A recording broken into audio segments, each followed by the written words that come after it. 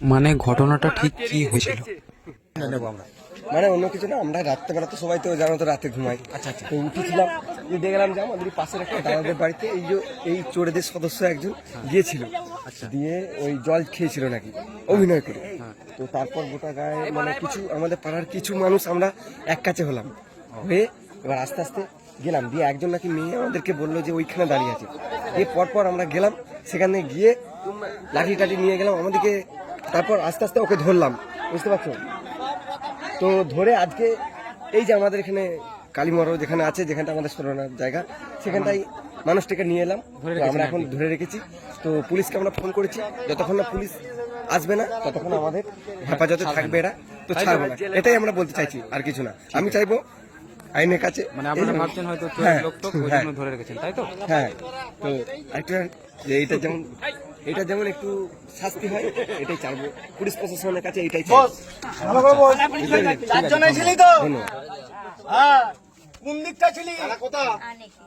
ওইদিকে? ওইদিকে ছিলি?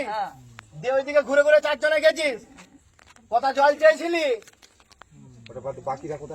বাকিরা কথা বাকি আন হয়ে চলে গেছে? ছেলে না মেয়ে? কজন ছেলে ছিল? কজন ছেলে ছিল? কজন ছেলে ছিল? কজন ছেলে ছিল? কজন ছেলে ছিল? ছেলে কটা? লড়কা কটা? লড়কা সব লড়কি? সব লড়কি?